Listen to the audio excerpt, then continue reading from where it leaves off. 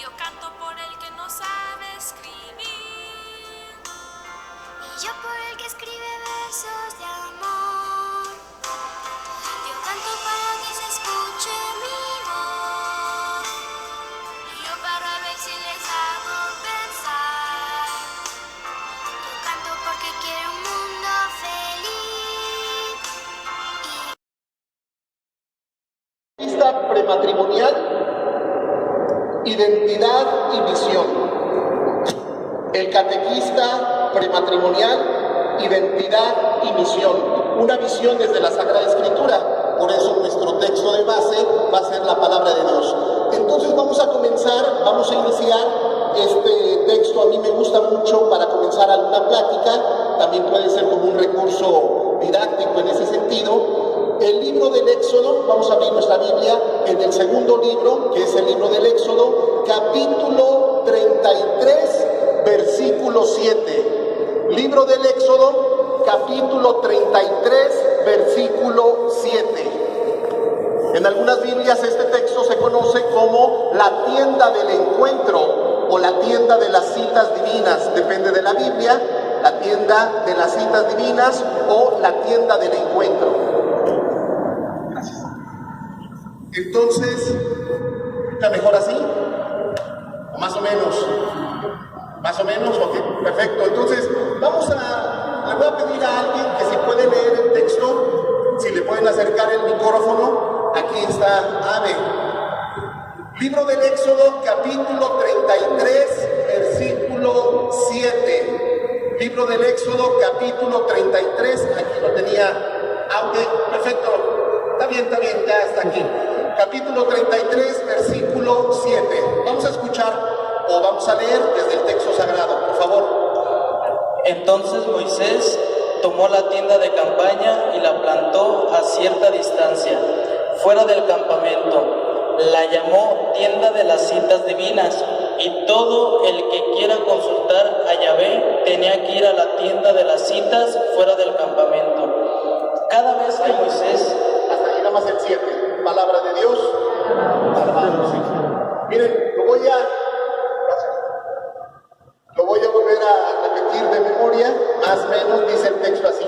Dice que Dios mandó una orden a Moisés, plantar una tienda que le llamó la tienda de las citas divinas, que va a ser una imagen de lo que muchos siglos después, 3 siglos después, va a ser el templo de Jerusalén. Y dice que le llamó la tienda de las citas divinas. Pero quiero resaltar 2 cosas del texto bíblico. Si ustedes se fijan en el texto bíblico, dice 2 cosas que quiero resaltar. La primera es que dice que la tienda estaba a cierta distancia fuera del campamento. El texto no dice a cuánta distancia. Si estaba a 100 metros, 500 metros, 1 kilómetro. Solamente dice que estaba a cierta distancia fuera del campamento. Y la segunda cosa, ya no me meto para allá. La segunda cosa es que dice el texto que todo aquel que quería consultar con Dios, que quería hablar con Dios, tenía que salir del campamento para dirigirse a la tienda de las citas divinas. Así dice el texto. Pues miren, ya estamos en la tienda del encuentro. Esta es la tienda de las citas divinas. Pero sería muy fácil, demasiado fácil, pensar que nuestra casa, de donde venimos, lejos, cerca, no lo sé de dónde vienes, cuántos kilómetros, cuántos metros, sería una imagen de nuestro campamento. Simplemente yo estaría haciendo una acomodación del texto. De mi casa campamento he venido aquí a este auditorio que es la tienda de las citas divinas. Simplemente estaría haciendo una acomodación del texto. Pero quisiera decir algo mucho más importante, mucho más significativo. El campamento no tan solo es una imagen de nuestra casa. No sé de dónde vengas. Yo vengo de Libramiento Sur Poniente, más o menos. Hice la contabilidad ahí en el carro. Estoy a 23 kilómetros de aquí. No sé si vengas de muy lejos o de muy cerca, no lo sé. Pero fíjense, el campamento no solamente es una imagen de sino que es una imagen de nuestra propia persona. Y dice el texto que si alguno quería consultar con Dios, platicar con Dios, tenía que salir del campamento. Es decir, a veces uno tiene que salir de uno mismo. Uno tiene que abrirse. Si uno quiere aprender, si uno quiere aprender algo, descubrir algo, tiene que salir de uno mismo. A veces uno tiene que dejarse impactar, no tener prejuicios, no tener preocupaciones, porque yo no sé cómo es que te va en la vida, si la vida te sonríe, si la vida te va bien, yo no sé cómo va tu matrimonio, si se está recuperando, si nos hemos estancado, yo no lo sé, tú lo sabes bien, pero lo que sí sé es que si uno quiere platicar con Dios, quiere aprender algo, descubrir algo nuevo, entonces tiene que salir de uno mismo, tener esta apertura. ¿Por qué?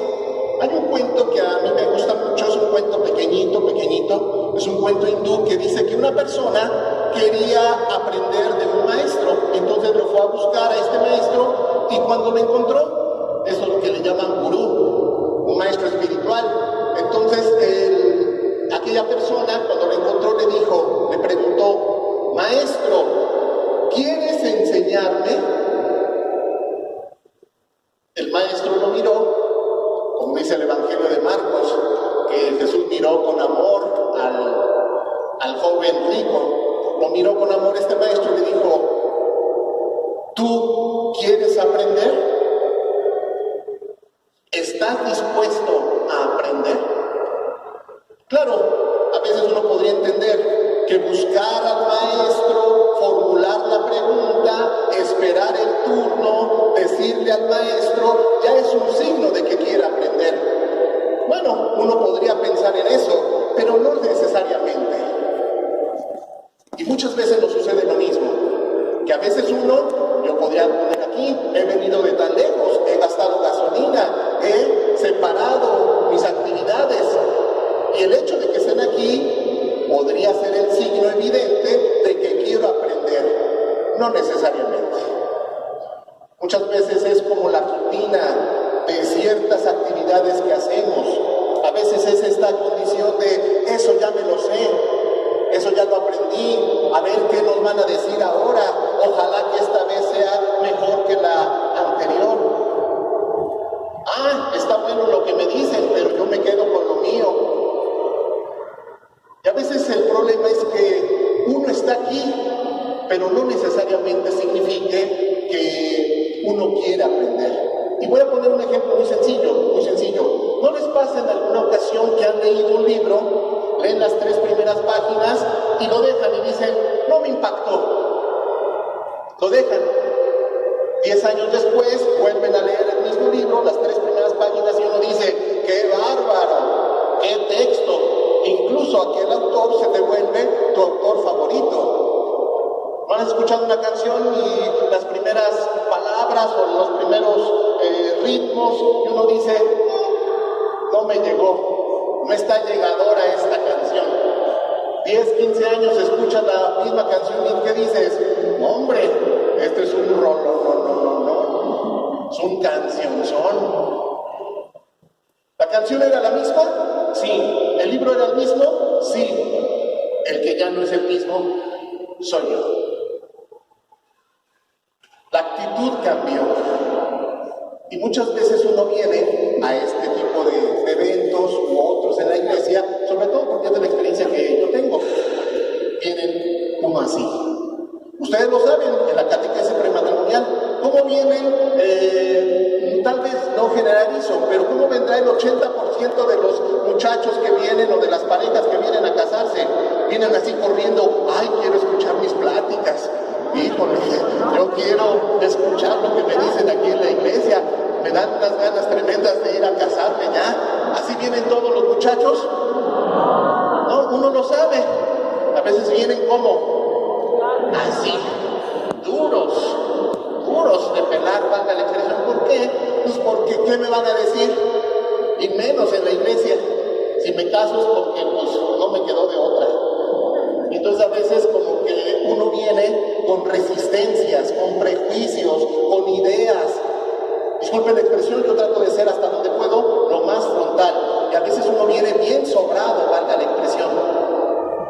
Eso ya me lo sé, eso ya lo aprendí, eso ya lo escuché. Pues vengo porque quiero conocer el auditorio. Pues quién sabe por qué vengo. Porque no quiero estar en mi casa, incluso los que estamos en la iglesia. Entonces, uno tiene que aprender a venir ligero de equipaje.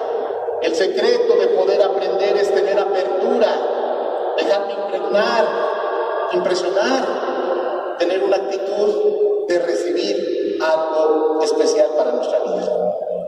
Dicho lo cual, quiero comenzar propiamente ya nuestro tema. El tema, como lo he comentado, el tema es el catequista prematrimonial, identidad y misión. Una visión desde la Sagrada Escritura. Por eso nuestro texto va a ser la palabra de Dios, que ustedes la tienen ahí. Vamos a comenzar diciendo que el Evangelio de Marcos es el primero de los evangelios. A lo mejor no viene en primer lugar en nuestras Biblias. En primer lugar viene el Evangelio de Mateo. Viene Mateo, Marcos, Lucas y Juan. Pero cronológicamente es el primero de los evangelios. Se escribe en el año 64 en Roma. Según algún obispo dice que es la predicación de Pedro que hacía en Roma. Casi podríamos decir que el Evangelio de Marcos es la predicación de Pedro en Roma.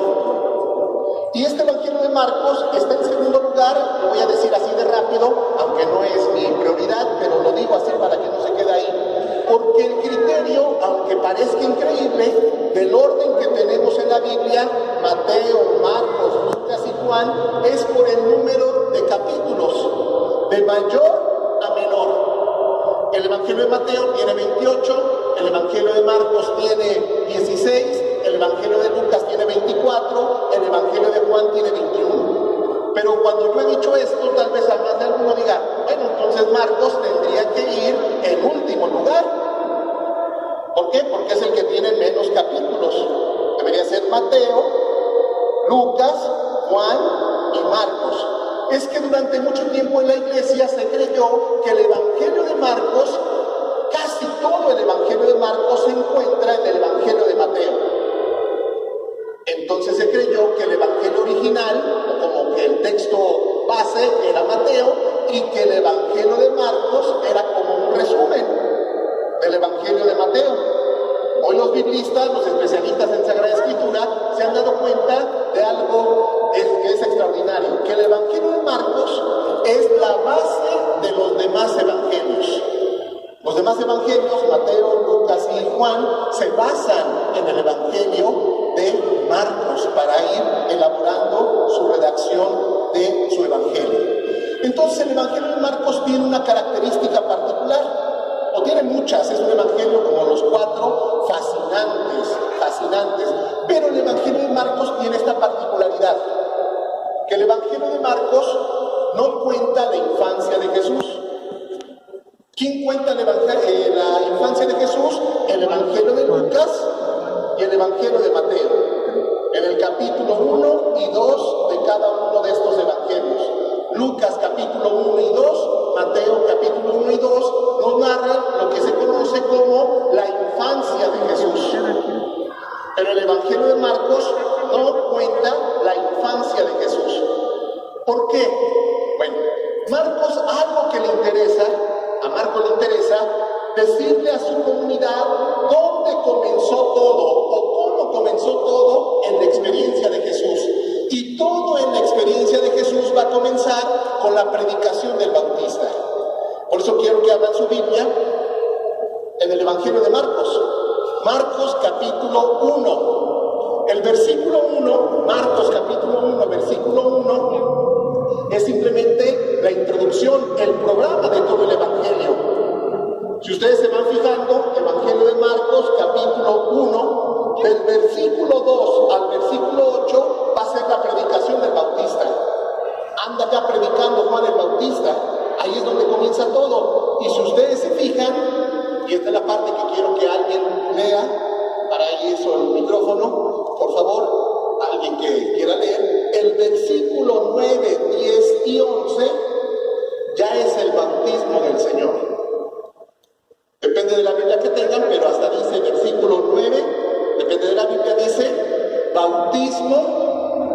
del Señor. ¿Sí estamos de acuerdo?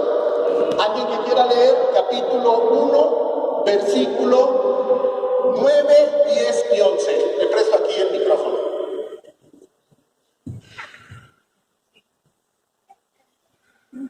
En aquellos días Jesús vino de Nazaret, pueblo de Galilea, y se hizo bautizar por Juan en el río Jordán.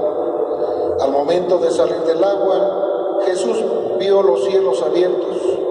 El Espíritu bajaba sobre él como lo hace la paloma, mientras escuchaba estas palabras del cielo: Tú eres mi Hijo, el amado, mi elegido.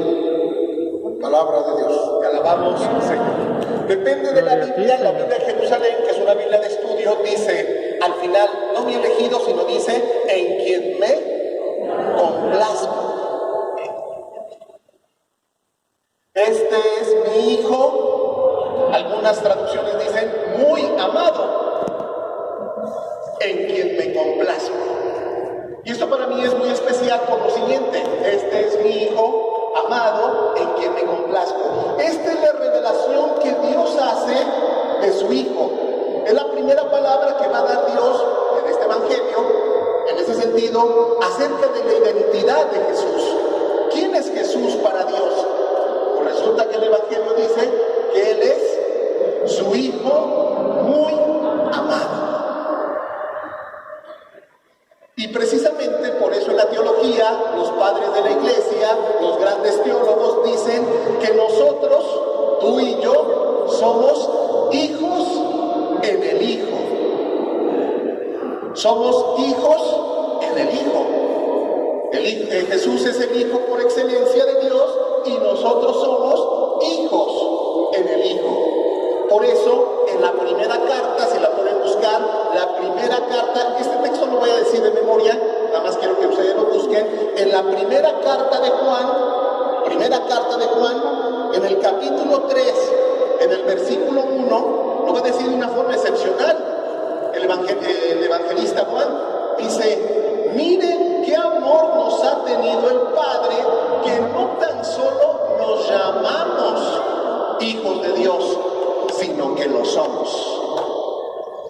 Si lo pueden encontrar, para que lo tengan ahí presente. Primera carta de Juan, capítulo 3, casi al final, en el 80% de su Biblia, casi al final, 90%. La primera carta de Juan, capítulo 3, versículo 1, dice: miren qué amor nos ha tenido el Padre, que no tan solo nos llamamos hijos de Dios, sino que lo somos. Por eso el eje rector de la pastoral familiar es tratar a todos los que servimos como ¿qué? Como personas que son hijos de Dios. Nosotros lo ratificamos ¿en dónde? En el Padre Nuestro. Si ustedes son de misa diaria, esta semana leímos, no sé si el miércoles o el jueves leímos el Padre Nuestro en el Evangelio. Nada más que el Evangelio de Lucas no dice, a diferencia del Evangelio de Mateo, esta expresión que necesito. El Evangelio de Mateo, en el capítulo 6, versículos del 9 al 12, va a decir el Padre Nuestro, la versión de Mateo, y dice: Padre Nuestro. Obvio, si es nuestro, entonces tú y yo somos hermanos. Por lo tanto, ¿somos qué? Hijos muy amados del Padre. Aquí la parte que me interesa es que si nosotros somos hijos muy amados del Padre, que servimos a otras personas, estos que vienen a las pláticas para casarse, a las pláticas prematrimoniales, yo tengo, baja la impresión, que tratarlos como personas, hijos de Dios. Esta es la línea que nos tiene que conducir. Pero a veces el problema está en preguntarnos: ¿y cómo se trata a una persona que es hijo de Dios de esa manera? ¿Cómo se le tendría que tratar? Bueno, vamos a partir del Evangelio, siempre del Evangelio.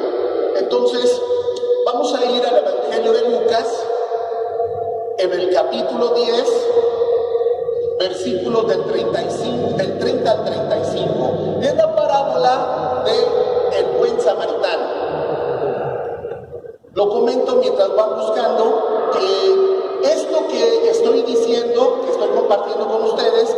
Lo he hecho en una presentación de PowerPoint y se la he mandado a Leo para que después se las comunique a ustedes. Ahí está todo el material, toda la referencia, por si alguna cosa no se puede apuntar, no la pueden anotar, no se preocupen, ahí en esa presentación está. Son 6 diapositivas, ustedes las pueden añadir, aumentar, enriquecer, por supuesto. Es para ustedes ese material. Son 6 diapositivas en esta presentación en PowerPoint. El Evangelio de Lucas nos presenta en el capítulo 10 la parábola del buen samaritano. La historia, o dicen los estudiosos bíblicos, la perícopa, o el texto muy concreto, es del versículo 29 hasta el 37, pero la parábola concretamente es del versículo 30 al 35. El versículo 29 simplemente es una pregunta que hace un maestro de la ley. ¿Quién es mi prójimo? ¿Quién es mi prójimo? Es lo que pregunta. Y entonces Jesús dice la historia del versículo 30 al 35. La conclusión serían los versículos, si ustedes se fijan, versículo 36 y 37. Esa sería la conclusión de esta historia. Entonces, vamos a escuchar a alguien ahora de este lado que quiera leer. Aquí, Lulú. Lucas capítulo 10, versículos del 30 al 35. Vamos a escuchar. Del 30 al 35. Jesús empezó a decir: bajó un hombre de Jerusalén a Jericó y cayó en manos de bandidos, que lo despojaron de todo, y después de haberlo molido a golpes, se fueron dejándolo medio muerto. Por casualidad bajaba por ese camino un sacerdote, quien al verlo pasó por el otro lado del camino y siguió de largo. Lo mismo hizo un levita que llegó a ese lugar. Lo vio, tomó el otro lado del camino y pasó de largo. Pero llegó cerca de él un samaritano que iba de viaje. Lo vio y se compadeció. Se le acercó, curó sus heridas con aceite y vino y se las vendó. Después lo puso en el mismo animal que él montaba. Lo condujo a un hotel y se encargó de cuidarlo. Al día siguiente sacó 2 monedas y se las dio al hotelero, diciéndole: cuídalo, lo que gastes de más yo te lo pagaré a mi vuelta. Palabra del Señor. Gracias. Lo primero que quiero comentar antes de pasar al texto como tal es que fíjense que hay algunas parábolas de Jesús que Jesús no las dijo, valga la expresión, porque él quería decirlas, sino que algunas parábolas de Jesús él las va a decir porque alguien lo provoca.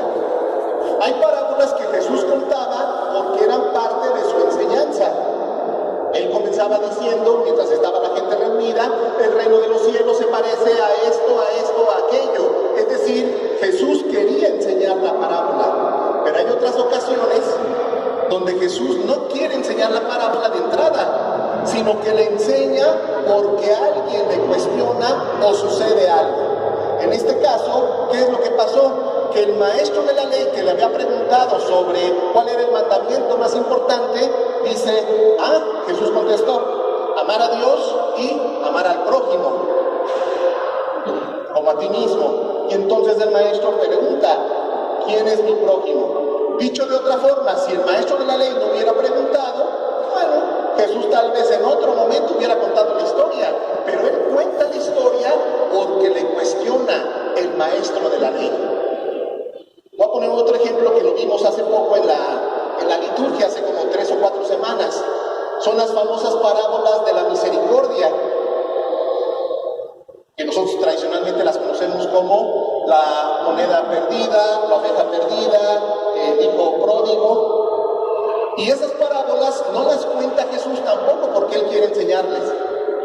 Dice el Evangelio que estaban los publicanos y los pecadores, los publicanos y los pecadores se acercaban a maestros de la ley y los escribas murmuraban. ¿Qué significa la palabra murmurar? Dicen aquí chismorrear. Bueno, murmurar tiene una característica particular. Depende del diccionario que busques, pero murmurar significa hablar mal de alguien cuando esa persona está presente. Si tú hablas mal de alguien pero no está presente, eso se llama chisme, lo que tú quieras, gustes. Es comerse el prójimo, lo que tú quieras. Pero si está la persona presente, entonces eso se llama murmurar. Imagínense que Raúl le está diciendo a su esposa, eso sería, y yo los empiezo a escuchar, eso sería murmurar, es hablar mal de alguien, pero cuando la persona está presente. Entonces dice el texto que Jesús contó las historias. No las contó porque él quería, sino porque murmuraban respecto a él. Y va a dar una enseñanza tremenda. Bueno, vamos a la historia. Vamos a hacer un análisis así rápido porque aquí me interesa mucho de la identidad y de la misión de lo que somos como catequistas prematrimoniales. Bueno, el texto va a presentar, fíjense, 8 cosas que dice el texto que hizo el samaritano. 8 cosas. Pero va a haber una novena, que esa me interesa mucho, al rato la voy a decir, la última, la novena, que no la dice el texto, pero se sobreentiende.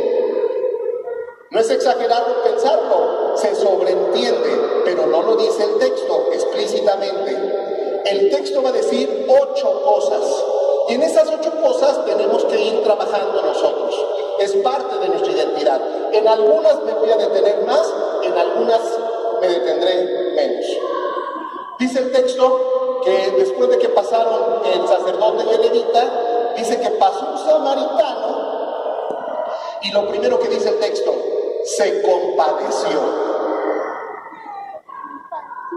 La palabra en griego me encanta, es una palabra que se dice esplagnisomai. A veces uno escucha la palabra y dice, pues tú lo serás. Esplagnisomai. Y ahí tiene una palabra que nosotros conocemos, soma.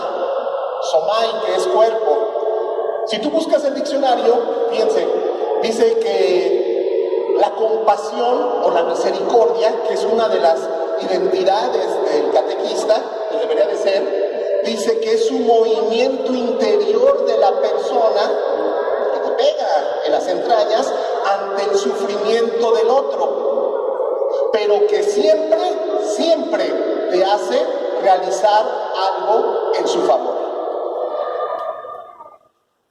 Si no haces algo en favor de la persona, entonces eso no se llama compasión.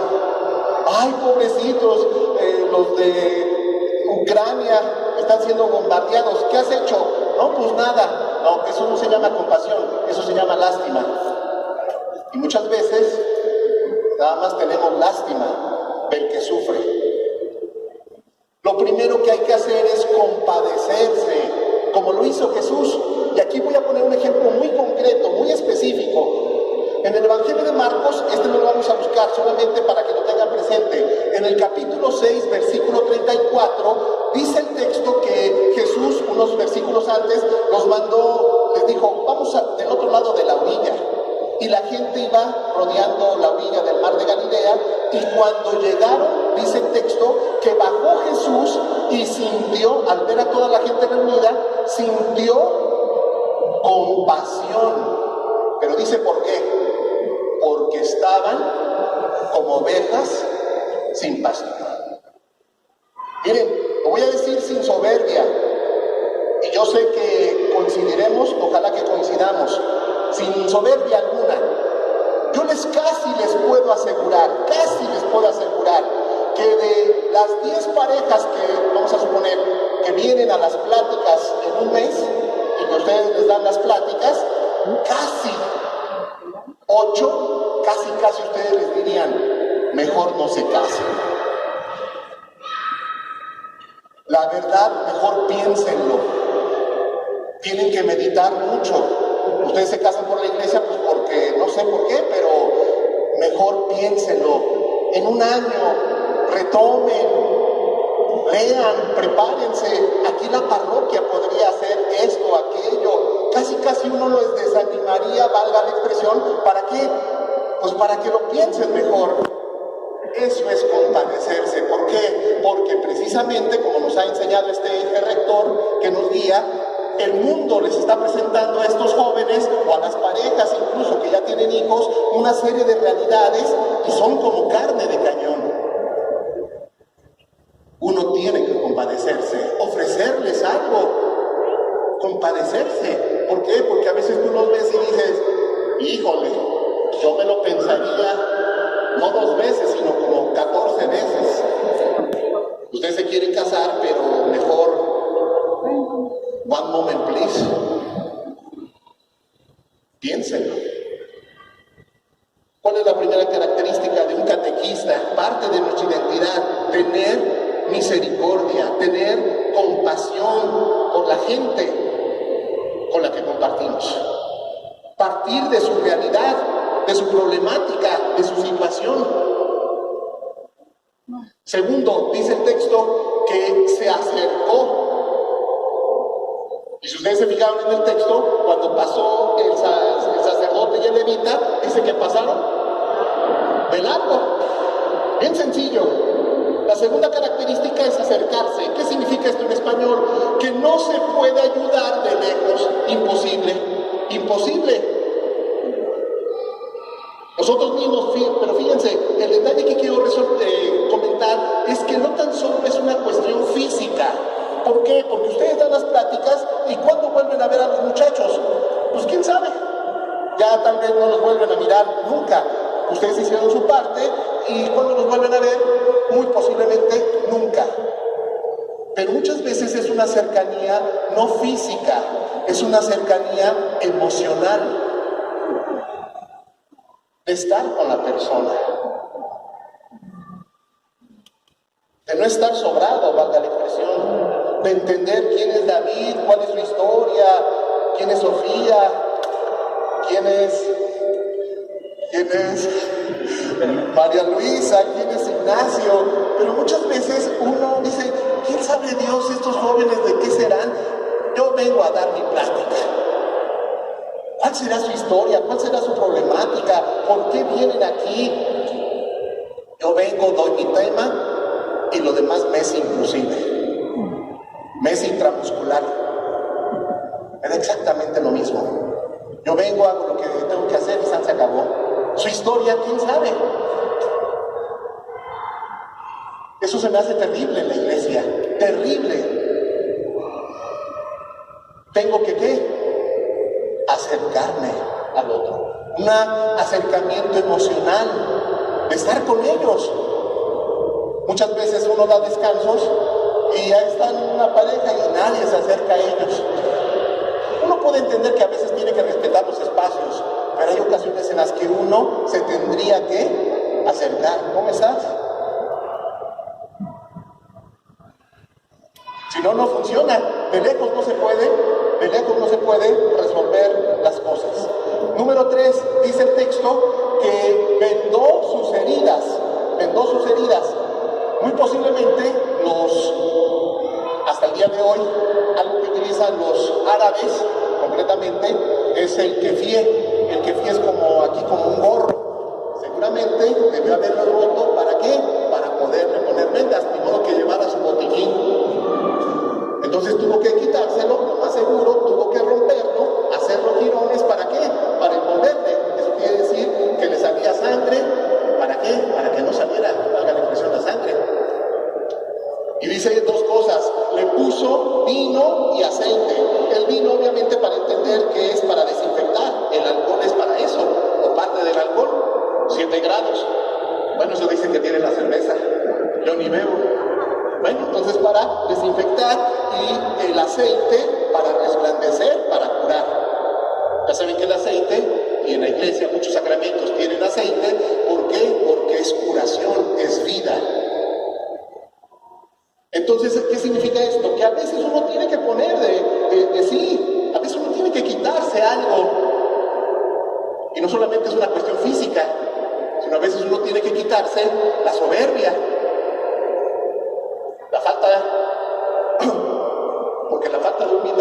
algo que precisamente nos duele, es esto, el orgullo. Uno se tendría que quitar ciertas cosas para poder compartir con el otro. Dice el texto número 4 que lo montó en su propia cabalgadura. Los biblistas dicen que generalmente cuando iba un viajero, depende, no lo sabemos, el texto no lo dice. Dice que lo montó en su propia cabalgadura, pero es posible que él llevara 2 asnos. Uno era para la mercancía que llevaba, posiblemente él era comerciante, y él iba en el otro. Entonces, ¿qué debe haber hecho? Pues obviamente dejarle su propio lugar e irlo cuidando. Esto a mí se me hace muy importante por un detalle que no se nos dice, pero en el estudio bíblico sí es importante. Jerusalén está de Jericó a 30 kilómetros. Hoy los estudios bíblicos saben que exactamente a la mitad, en el kilómetro 15, hay una parte que se llama Subida de los Rojos, o se le conocía en tiempos de Jesús como Subida de los Rojos. ¿Qué significa esto? Que era un lugar en tiempos de Jesús que era, valga la expresión, era un lugar donde asaltaban y asesinaban gente. Entonces, ¿es lo que quiere decir? Que Jesús debió haber partido de la realidad. Jesús leía el periódico, estaba alterado, veía la televisión, veía los noticieros, sabía de qué estaba hablando. No sabemos, el texto bíblico no dice en qué kilómetro, pero vamos a suponer que fuera esta parte, el kilómetro 15. Las posadas, generalmente en las ciudades en el tiempo bíblico, estaban a las afueras de la ciudad, o a veces en la ciudad, pero en ocasiones afuera, 1 kilómetro. Entonces es lo que él quiere decir. Suponiendo que fuera del kilómetro 15 hasta llegar a Jericó, por lo menos debió haber caminado este hombre 14 kilómetros. ¿Cuántos era 14 kilómetros? ¿Como de aquí al pueblito ida y vuelta? ¿Cuántos de aquí al pueblito? Alguien que me diga más o menos. ¿Como 8 kilómetros? ¿Más? ¿Como 10? Bueno, al pueblito y a la mitad del regreso.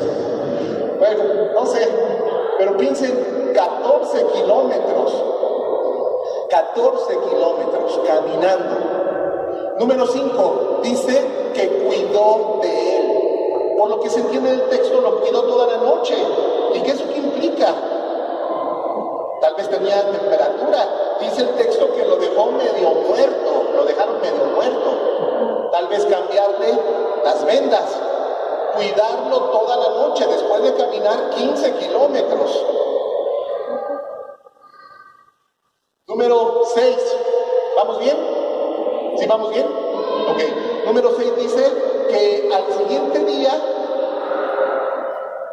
le dijo al posadero, el número 5, me regreso, dice que lo llevó a una posada y después cuidó de él. La posada, por supuesto, es una imagen de ¿qué?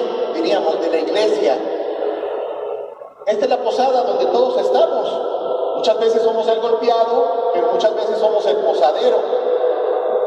Es el lugar donde nos recuperamos de nuestros golpes de la vida, pero también es el lugar donde atendemos a otros. Entonces lo llevó a una posada, sería el número 5. Cuidó de él, sería el número 6. Dice el texto número 7, dice que al siguiente día le dio 2 denarios. Nada más para que ustedes se den una idea. Dicen algunos biblistas, con mucho tino, que la 12ª parte de un denario era lo que se pagaba por una noche en una posada en Israel. La 12ª parte. ¿Eso qué quiere decir? ¿Cuántas noches le pagó este hombre a ese golpeado? Le pagó 24 noches por alguien que ni conocía. Como dicen en mi pueblo, pasó mecha. Uno tal vez diría, pues una noche. Y mira, ya hice mucho por llevarlo a la posada. Pero dice que pagó 2 denarios. Y vuelvo a repetir, la 12ª parte de un denario era para pagar una noche en una posada en Israel. 24 noches de pago. Eso es atender a alguien. Eso es lo que tenemos que hacer como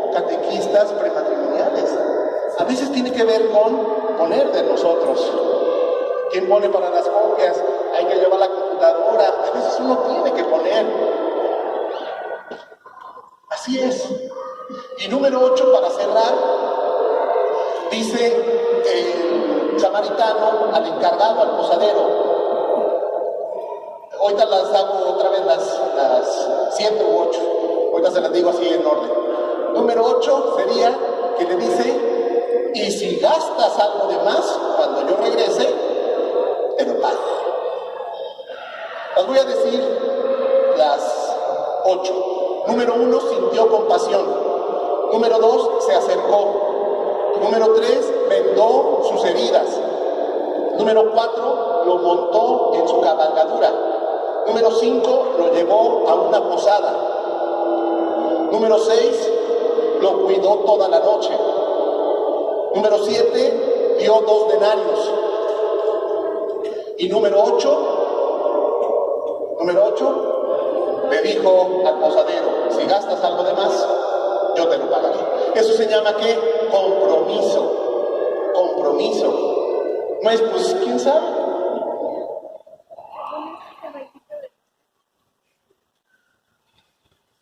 Pero la que me interesa también mucho, esta las dice el texto, ustedes las leyeron, ahí está el texto.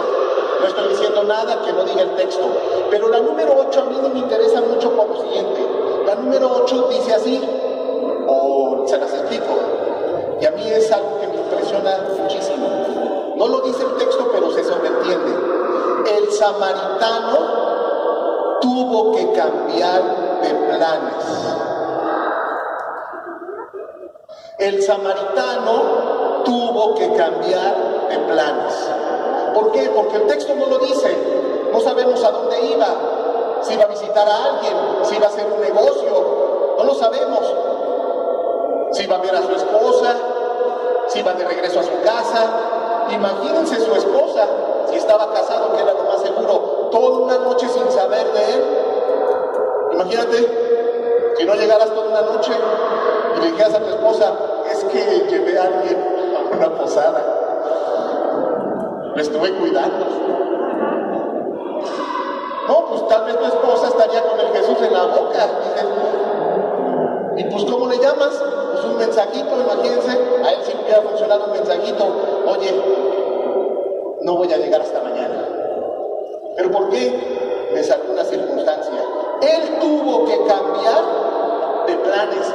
Y miren, muchas veces ese es un problema que tenemos en nuestro servicio, como catequistas prematrimoniales y en la iglesia, que uno no quiere cambiar de planes. ¿Por qué? Que sea tal y tal día, que no sea muy difícil, que el tema no sea tan complicado, que no me haga estudiar. A veces lo que uno no quiere es cambiar de planes, que todo sea como ha sido y como es. Este es mi tema y nadie me lo quita. Y lo voy a dar por secular seculorum, es decir, por los siglos de los siglos. ¿Por qué? Pues es el que me sé, pero a veces el problema está en que uno no quiere cambiar de planes. Este hombre tuvo que cambiar de planes. ¿Para qué? Para poder ayudar. Si no estás dispuesto a cambiar de planes, entonces, lo digo con mucho respeto, vuelvo a repetir, trato de ser lo más frontal que puedo hasta donde me dé. Tal vez uno se lo tendría que pensar. ¿Qué es lo que estoy haciendo en la iglesia? ¿Cómo es que estoy dando este servicio?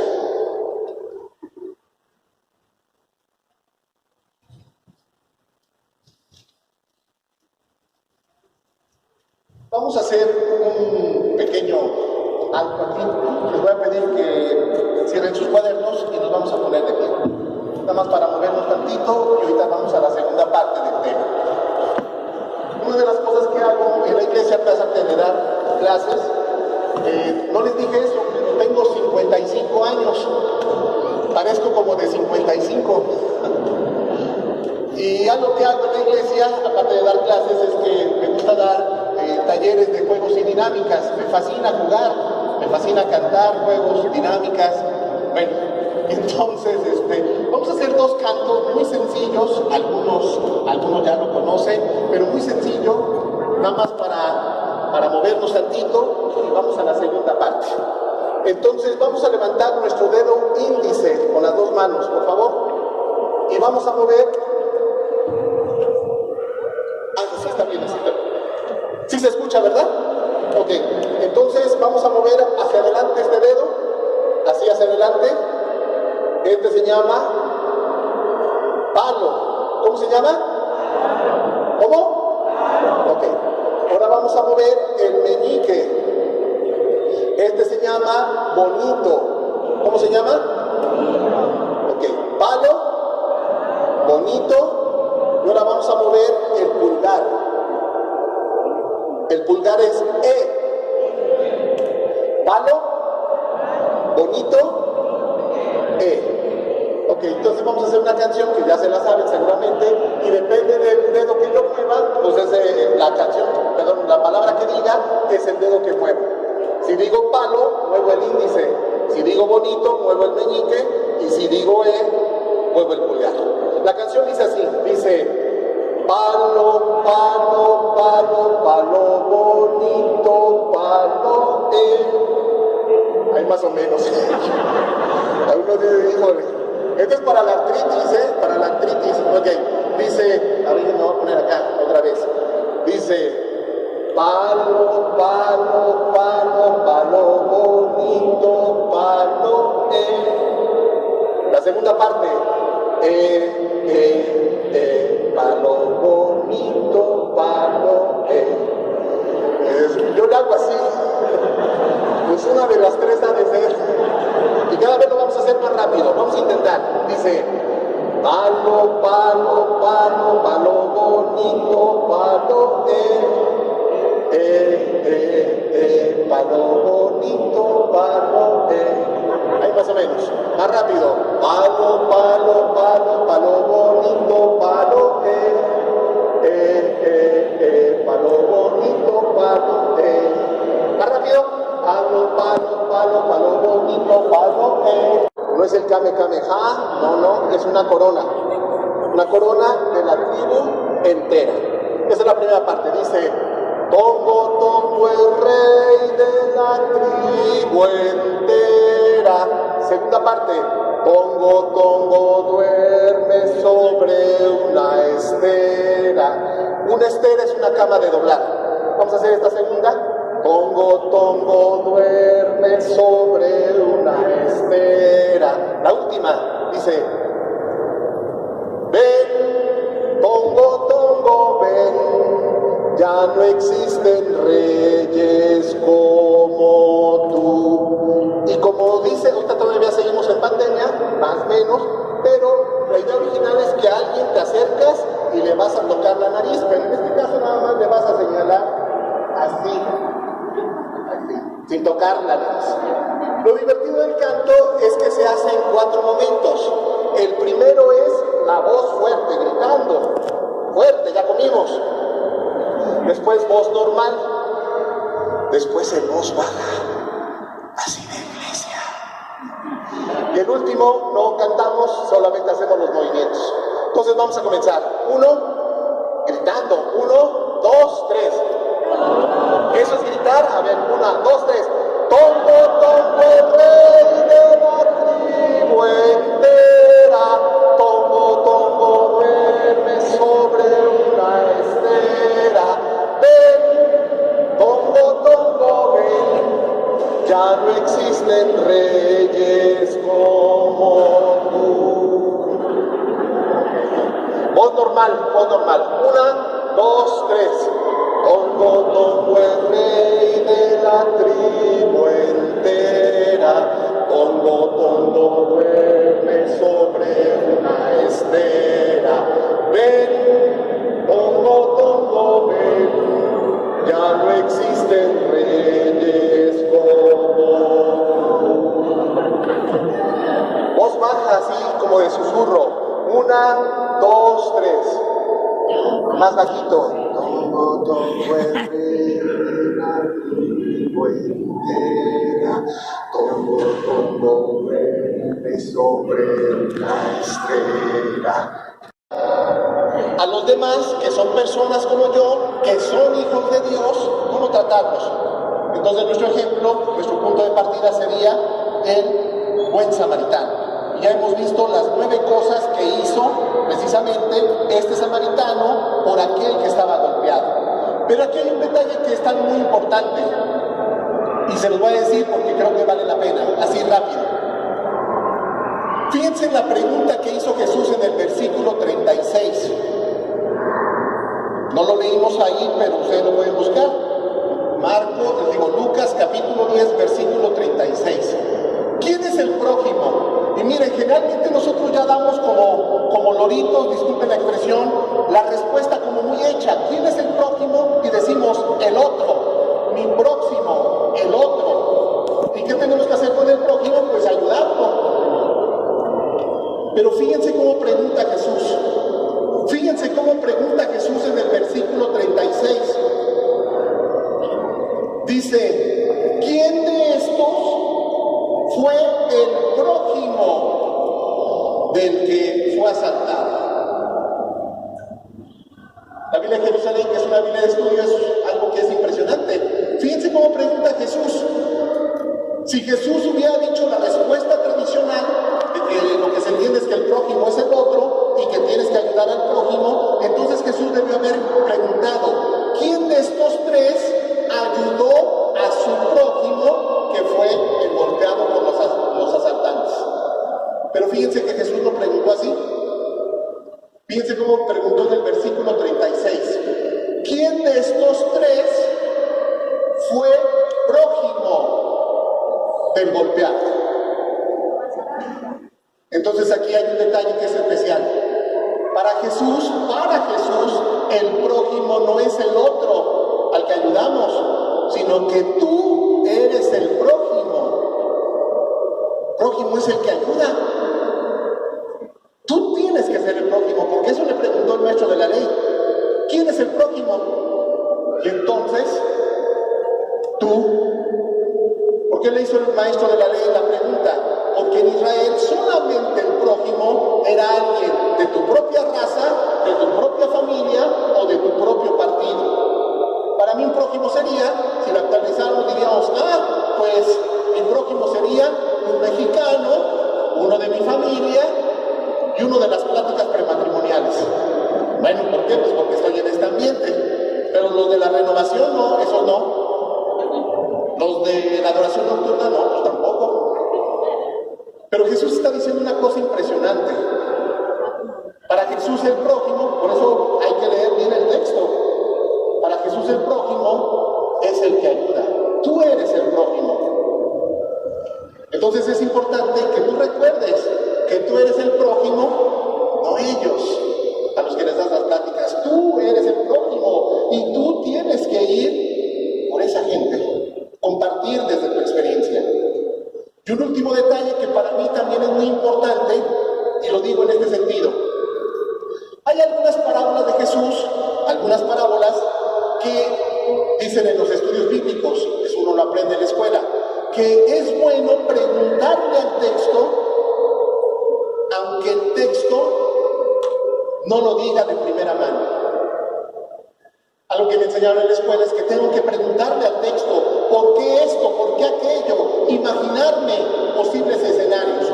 Pongo un ejemplo.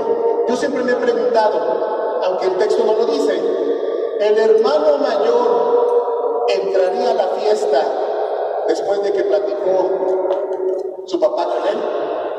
No lo sabemos. No lo sé. El hermano menor al que se le hizo la fiesta, ¿saldría por su hermano para invitarlo a meterse? No lo sé. Puede ser que sí, puede ser que no. Pero esto nos ayuda, ¿para qué? Para hacer posibles escenarios de cuál es tu historia, de cuál sería tu respuesta. ¿Hubieras salido por tu hermano? Si tú eres el hermano mayor, ¿hubieras metido a la fiesta? ¿Me hubieras dicho, sí, cierto, mi papá tiene razón? ¿Para qué me enojo? Mejor me meto a la fiesta y me alegro con mi hermano. ¿Por qué? Porque lo hemos recuperado. No sé. Esta parábola de Jesús, la del buen samaritano, tiene una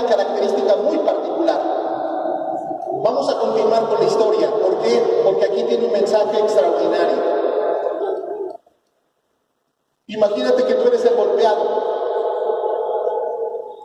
Ya se fue el samaritano. Vamos a suponer que es el día siguiente. Ya se fue el samaritano y tú te despiertas. Dice el texto que lo dejó medio muerto, entonces posiblemente estaba inconsciente. Vamos a suponer que te despiertas. Entra el posadero. ¿Cuáles son las dos preguntas obvias que harías? Las dos preguntas, bueno, se puedes hacer muchas, ¿no? Pero ¿cuáles serían las dos preguntas obvias que harías? Número uno, ¿dónde estoy? Y número dos, ¿quién me trajo? Bueno, podría ser muchas más, pero dos muy concretas es ¿dónde estoy? ¿Y quién me trajo? La primera simplemente es de ubicación. Imagínate que ahora es el posadero y tú dices, estás en el Fiesta Americana Jericó. Bueno, simplemente es de ubicación. Estás en el Holiday Jericó. Bueno, nada más es para ubicarnos. Esa no nos interesa de entrada. La segunda es la que sí me interesa y mucho. Fíjense, ¿quién me trajo? Ahora tú eres el posadero y le dices, te trajo un samaritano. Por lo que dice el texto en el versículo 30, dice que un hombre bajaba de Jerusalén a Jericó. El texto no dice de qué nacionalidad era, pero se sobreentiende que él era judío. Y ya saben ustedes que los judíos y los samaritanos, por lo que hemos aprendido en los evangelios, no se pueden ver ni en pintura. Imagínate que tú eres el posadero y le dices, te trajo un samaritano. Y aparte le dices todo lo que hizo el samaritano por ti. ¿Qué hubieras respondido tú? Miren, dos cosas hubiera respondido. Bueno, puede ser que más, pero les digo así de primera mano, dos. La primera es abrirse a la gracia. La segunda es cerrarse. Comienzo con la segunda. Hay gente que se cerraría a la gracia y hubiera dicho 1000 veces muerto que ese muerto me hubiera traído. Y disculpen que lo diga, pero conocemos gente así. Disculpen que lo diga. Hay gente que dice 1000 veces muerto que esa persona me hubiera ayudado. Porque si algo tenemos grande los seres humanos, eso se llama soberbia. De eso sí podemos presumir. Yo sí la tengo grande. ¿Qué? La soberbia. El orgullo. Pero voy a la primera, que es la que me interesa más. Si alguien se abre a la gracia, ese hombre hubiera dicho, mira, no son tan malos los samaritanos como nos han dicho. Y disculpen que lo diga, ¿y quién les dijo que eran los malos de la película? No el gobierno, no los romanos. ¿Quién les dijo a los judíos que los samaritanos eran los malos de la película? Las autoridades religiosas. Eso es terrible. Eso es terrible. Ellos son los malos. Imagínate que tu peor enemigo es el que te salva. Aquí no voy a decir partidos políticos, pero podría mencionar, te salvó uno del PRI, del PAN, del PRD, de Morena, no mancha. O te salvó uno del pañuelito verde, o uno del LGBT, X, Y y Z, o uno de la Santa Muerte. Y tal vez, eso no quiere decir que yo coincida de idea, pero tal vez yo tendría que replantearme y decir, oye, tal vez no son tan malos como sobreentendemos que a veces lo son.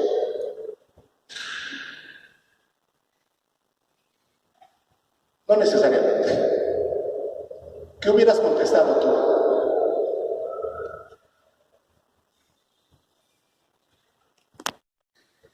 Eso te lo voy a dejar de tarea para que lo discutas con tu equipo.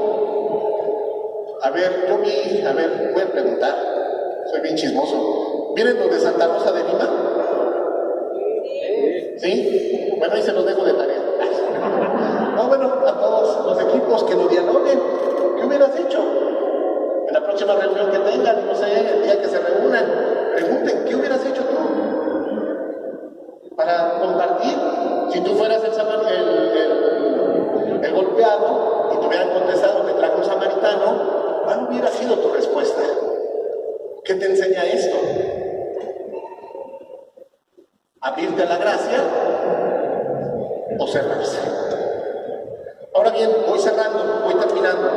¿por qué nos cuesta trabajo? ¿Por qué nos cuesta trabajo ser como el samaritano? Bueno, pueden ser muchísimas cosas, pueden ser muchos motivos, pero vamos a partir del texto bíblico. A mí me encanta partir del texto bíblico, de la palabra de Dios. Entonces vamos a leer un texto. Bueno, ahorita por la cuestión de tiempo lo voy a decir de memoria, por la parte práctica, pero sería Lucas capítulo 9, ustedes lo pueden leer en casa, más a detalle, Lucas capítulo 9, versículos del 52 al 62. Hace poco lo leímos en la liturgia, hace como 3 meses lo leímos. Lucas capítulo 9, versículo del 52 al 62. Es la segunda parte del Evangelio de Lucas, y esta parte del Evangelio de Lucas es cuando Jesús decide ir a Jerusalén, va a Jerusalén, y entonces en estos versículos encontramos las 4 características del seguimiento de Jesús. Y ahí es parte de nuestra misión, de nuestra identidad. Identidad y misión están íntimamente ligadas, porque depende de quién eres, cuál es tu perfil, es la misión que realizas. Si no tienes identidad, ¿cómo vas a hacer un servicio? ¿O qué tipo de servicio harías si no tienes identidad? Entonces vamos a ver las 4 características del seguimiento de Jesús. La primera, voy a ir nada más comentando porque este texto ya lo conocemos, pero lo vamos a ir comentando. Es de los versículos del 52 al 56. Dice el texto que Jesús dirigía a Jerusalén, pero como tenía que pasar por tierra de samaritanos, los samaritanos no quisieron. Entonces Santiago y Juan, los hijos del trueno, dice el texto que le dijeron al Señor: ¿quieres que mandemos traer fuego del cielo para que los consuma? O sea, eran piromaníacos. Y Jesús, dice el texto, que los regañó. Aquí la primera idea así rápida es de que uno podría preguntarse: ¿habrá personas que puedan pedir fuego al cielo para que consuman a alguien? Para alejarme. Ok, bueno. ¿Cuál es el significado del texto? Dicen los biblistas. Bueno, parece ser que el texto está haciendo alusión a una historia del Antiguo Testamento, al primer libro de los Reyes, capítulo 18, que es el famoso duelo del Carmelo. La lucha que va a tener el profeta Elías con los 450 profetas de Baal. Si ustedes recuerdan esa historia, si no se las digo así rápido, era comprobar quién era el verdadero Dios. Y entonces dijeron: vamos a hacer un altar, ponemos un toro, vamos a invocar a nuestro Dios, y el Dios que conteste con fuego, ese es el Dios verdadero. Los 450 profetas de Baal construyeron un altar, pusieron un toro y empezaron ahí a bailar y se hacían pulsadas y gritando todo el día, y Baal no dijo nada. Hasta Elías se burla y dice: pues griten más fuerte, a lo mejor se fue al mercado, se fue no sé a dónde. Y después dice el texto que le tocó el turno a Elías, hizo una zanja, puso el altar, hizo una zanja alrededor, la llenó de agua, puso al animal, lo mojó y después oró a Yahvé. Y dice el texto que Yahvé contestó con fuego, que consumió todo el agua de la zanja y a la víctima. La parte que me interesa es esta, ya aterrizando. Es como si Santiago y Juan le hubieran dicho, fíjense, le hubieran dicho a Jesús: ¿quieres que les demostremos a estos samaritanos que nosotros somos los verdaderos israelitas? ¿Quieres que les demos una clase de teología? ¿Para qué? Para que sepan que nosotros sí sabemos y ellos no. Voy a poner las dos partes del seguimiento de este Jesús. Voy a poner la parte negativa y la parte positiva. La parte negativa es lo que no tenemos que hacer, es la intolerancia. Santiago y Juan somos intolerantes. ¿Cuál es la parte positiva? La parte positiva es aceptación.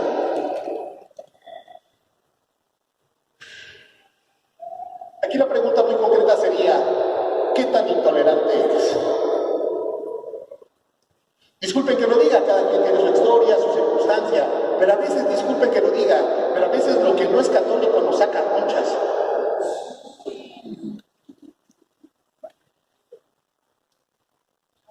Y a veces lo que no es de acuerdo a nuestra estructura nos brinca, aunque no necesariamente esté mal.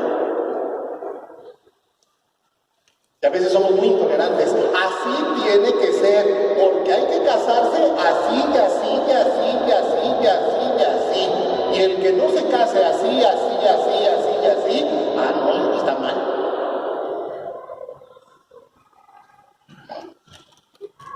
A veces somos muy intolerantes. A veces tratamos a la gente que viene como lo decía hace rato. Ellos no vienen con mucho gusto y a veces nosotros venimos como a imponerles. Ustedes no saben absolutamente nada. No saben qué es un sacramento, no saben qué es el matrimonio. Ustedes apenas se van a casar. Yo ya tengo 30 años de matrimonio. ¿Qué me van a enseñar? Híjole. Aquí la pregunta sería, ¿qué tan intolerante eres? Vamos a pasar a la parte positiva, aceptación. Cuando uno se casa lo sabe, pues así lo dijo en el altar, dijo, yo te acepto a ti, fulanita de tal, como mi esposa, pero fíjense un detalle que es importante, aceptar no significa necesariamente estar de acuerdo con el otro, cuidado, porque a veces creemos que si mi esposo me aceptara, tendría que gustarme lo que a mí me gusta. No, discúlpame, no. Siempre pongo un ejemplo en lo personal, siempre lo pongo así. Mi esposa, cuando toma café, le hace así. Yo digo, no manches. Hijo de su madre. Claro, pero ella me acepta. Yo la acepto así como es ella, aunque a mí no me guste que la haga así. ¿Por qué? Porque mi amor por ella no está en función de eso. Eso me hace, es infantil. Por supuesto me estoy bromeando. Porque también entiendo que ella me acepta igual. Disculpen que lo diga, pero yo a veces me echo unos que mi esposa me dice, voy a pedir por tu alma, porque lo que es tu cuerpo ya se echó a perder. No manches. Pídelo sin cebolla. No, claro, porque es aceptar. Ahí no está el amor.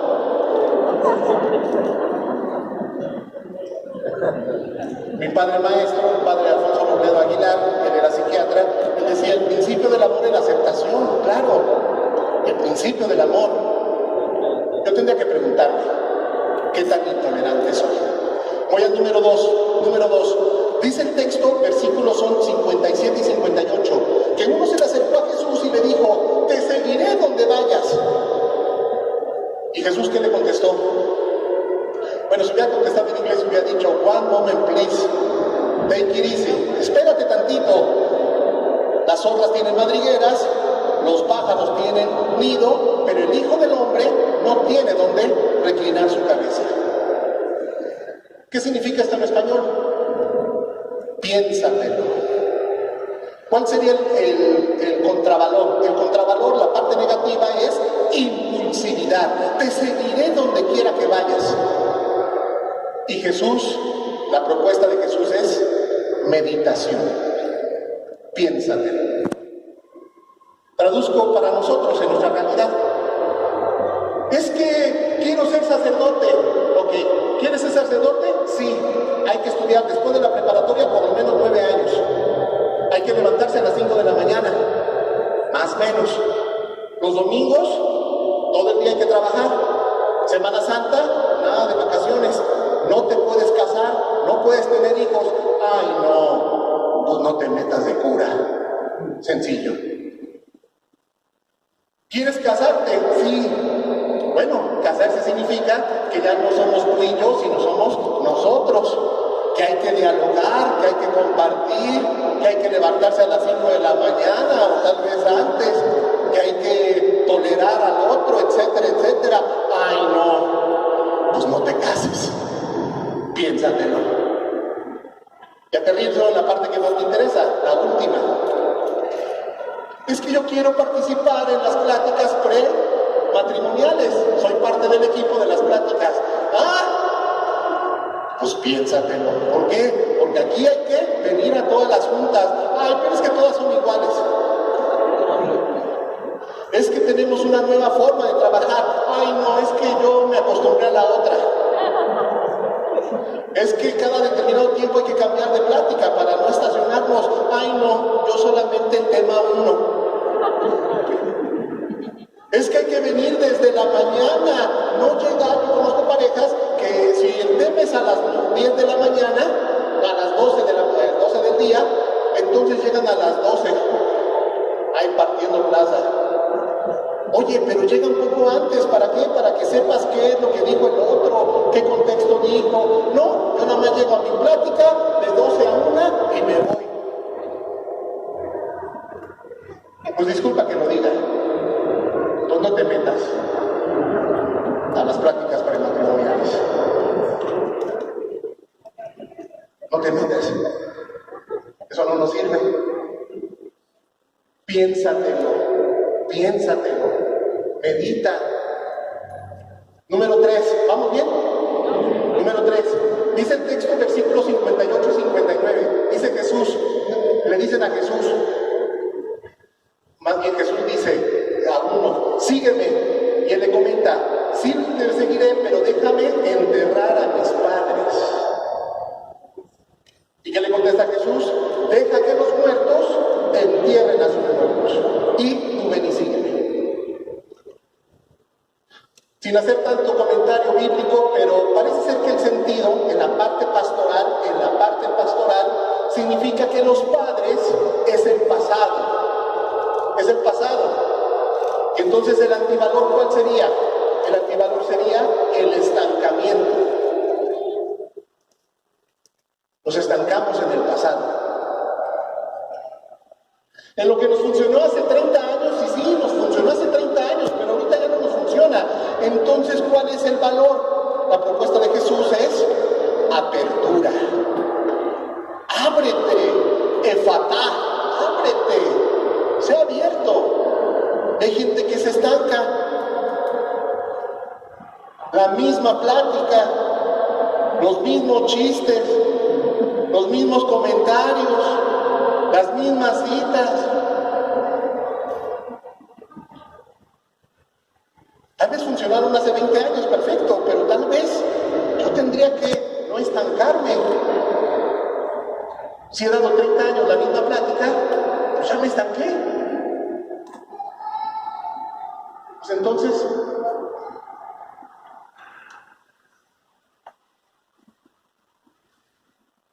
hay que leer, hay que estudiar,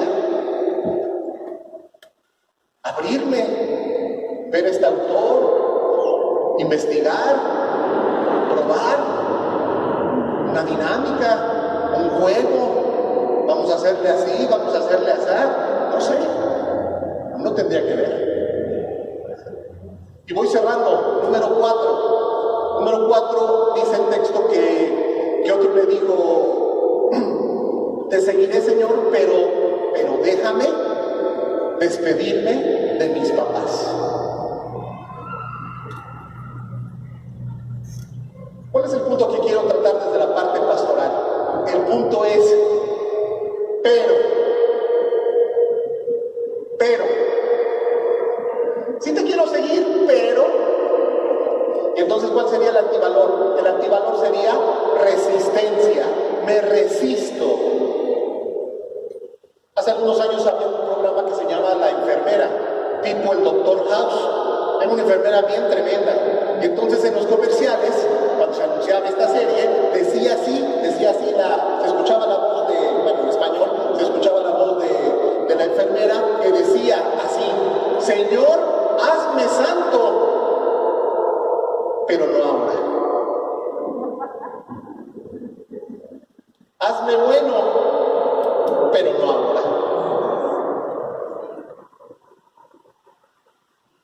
Sí, te quiero, pero.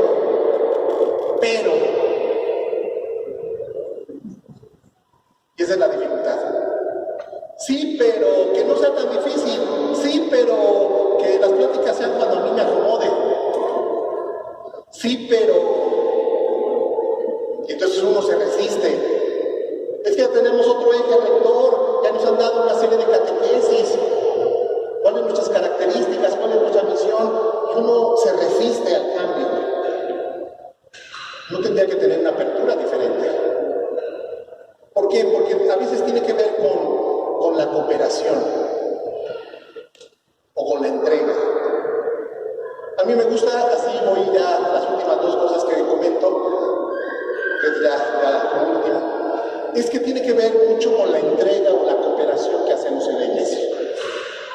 Y a mí me encanta una historia, me gusta mucho para entender cuál es la diferencia entre entrega y cooperación. Dice esta historia que un puerquito y una gallinita estaban viendo la televisión. Es una historia que me fascina. Estaban viendo la televisión, estaban viendo un programa de la desnutrición en México. Y entonces terminaron de ver el programa de una hora que duraba y le dice la gallinita al puerquito, dice, está re mal, ¿verdad? Dice, sí, está terrible. No, hombre, sí está, pero espantoso, estos niños con el vientre inflamado. Y entonces la gallinita le dice al puerquito, tú y yo deberíamos de hacer algo por ellos. Vamos a pensarle para ver qué hacemos por ellos. Y dice, sí, ¿verdad? Y ahí están pensando, ahí en la piedra picuda. No, a ver. Y veían posibilidades, así pensando cada uno, hasta que la gallinita le dice al puerquito, ¡ya sé! Dice, ¿qué? Pues si tienen hambre, vamos a mandarles unos huevos con jamón. Pues si tienen hambre, pues hay que darles de comer. Y entonces el puerquito dijo, pero perdóname, pero dispénsame, pero discúlpame, pero no. Pero está buenísima la idea. Los huevos con jamón tienen hambre. Y entonces la gallinita le decía, pues está bien. Y el puerquito dijo, no. ¿Pero por qué no? Y entonces el puerquito dijo, es que lo que tú vas a hacer es una cooperación. Pero lo que me estás pidiendo a mí es una entrega. Claro, para poder hacer jamón, ¿qué es lo primero que tienes que hacer? Matar al puerco para hacerlo jamón. ¿Y qué va a hacer la gallina? Pues poner los huevos. A mí me encanta esta historia porque es mucho de lo que hacemos en la Iglesia Católica. Me da pena decirlo, pero es esto. Que a veces nada más cooperamos en la iglesia. Ponemos huevos. Nada más cooperamos. Pero no nos entregamos. La última idea, si me permites, ¿se puede? Son 3 minutos. ¿Se puede? Es que cierro el tema, así vienen las diapositivas. Es que uno tiene que entender, bueno, un detalle antes de que se me olvide. Todas estas cosas que he mencionado, haciendo resumen de a veces somos intolerantes, a veces somos impulsivos, a veces nos resistimos. No dije cuál es la parte positiva. La parte positiva sería, del último de la resistencia, es disponibilidad. Uno tendría que estar disponible. Los 4 valores serían aceptación, meditación, apertura y disponibilidad. Tener disponibilidad. Entonces, termino diciendo que en la iglesia debemos de evitar, el Papa Francisco nos lo ha dicho muchísimas veces, ustedes lo saben, esta autorreferencia. Nosotros no somos el centro. El centro tiene que ser nuestro seguimiento de Jesús, nuestra experiencia de Dios, nuestro encuentro personal con el Señor. Y tiene que ser, el último texto, no lo vamos a leer, pero les cuento la historia, es que en la iglesia tiene que ser diferente. Me explico en la parte pastoral. El último texto es el Evangelio de Mateo, capítulo 22, versículos del 23 al 33. Es la pregunta que le hacen los saduceos a Jesús, le preguntan, oye, un hombre, porque ellos no creían que había vida después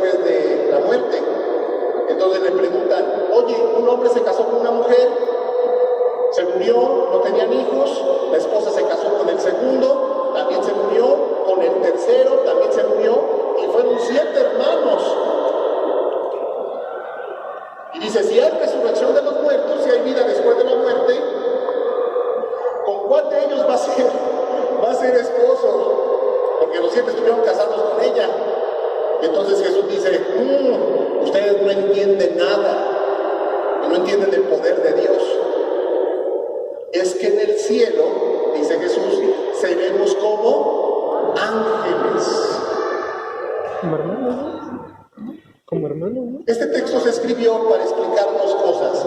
Número uno, que sí hay vida después de la muerte, que Dios es un Dios de vivos, es el Dios de Abraham, de Isaac y de Jacob. Pero la segunda cosa es para decir que en el cielo será muy distinto en la tierra. Aunque lo que voy a decir pueda ser duro para algunos, yo lo respeto, pero tengo que decir porque a veces me preguntan, oye, cuando me muera voy a ver a mi abuelita. Hace 2 años murió mi mamá. Pues ya no la voy a ver. ¿Por qué? Porque en el cielo ya no es de mamá, ya no es de papá, ya no es de tía, de primo. Ay, es que quiero ver a mi abuelita otra vez. Es que Dios lo llenará todo. ¿Para qué quieres ver a tu mamá? Si Dios lo es todo. Pero la parte que me interesa, y con esta cierro, es que dice el texto, es que en el cielo, dice Jesús, en el cielo será diferente aquí. Si las pláticas que damos es exactamente lo mismo, que la gente va a otros lugares a aprender algo, pues estamos amolados. En la iglesia tiene que ser diferente. Si la secretaria parroquial me atiende igual que los que del Seguro Social, con la punta del pie, dicen, bueno, entonces ¿cuál es la diferencia? Si los de las pláticas me dan unas pláticas así como las que me dan en otro lugar, pues entonces ¿cuál es la diferencia? No estoy diciendo que seamos profesionales, pero sí tenemos que entender que tiene que ser diferente. Les decía yo que estudié en la Universidad Pontificia hace muchísimos años, hace como 30 años, y entonces yo acompañé a un compañero, valga la expresión, acompañé a un amigo a ver a un seminarista que era el encargado de hacer chamarras de la universidad. Tenían el logotipo, etcétera, y entonces ya tocamos en la residencia universitaria. En aquel entonces dormían en la universidad algunos seminaristas de X diócesis, y entonces entramos a su cuarto, así pequeño un cuarto, tercero de teología, que está a punto de ordenarse, porque era bachillerato a punto de ordenarse. Y entonces entramos, y el cuarto lleno de pósters de los Yonix, de los Bukis, de los Temerarios, de los Pasteles Verdes, de los Caminantes, atascado. Y yo lo primero que pensé es, a ver una foto del Señor, no sé, la Virgen, pero estaba lleno todo. Y ya mi amigo le preguntó que cuánto costaban, el color, y que llevaban el nombre, y cómo se llamaba, y no sé qué. Bueno, estaba su escritorio y él estaba trabajando en la computadora. Y entonces era cuando se cambiaban, ya saben, como que hay protector de pantalla. Y entonces en el protector de pantalla se cambió del escrito que estaba escribiendo, se puso una imagen, y la imagen era de una niña bien pobrecita, así nada de ropa, y bien deforme, unas bolas por aquí, bolas por allá. Él se dio cuenta y nos dijo, es que me la acaban de vender la computadora y no le he cambiado el protector de pantalla. Disculpe que lo diga, casi para decirle, ¿cuál de estos me chupo? No me quieras ver la cara de tonto. Pero lo primero que pensé fue esto: si los seminaristas son exactamente igual que los de afuera, entonces ¿cuál es la diferencia? Si vas a hacer exactamente lo mismo que los de allá afuera, entonces ¿qué sentido tiene? Yo tendría que preguntarme, ¿qué es lo que estoy haciendo en estas pláticas? Pues aquí termino. Muchas gracias, yo les agradezco, y puedo dar el aviso de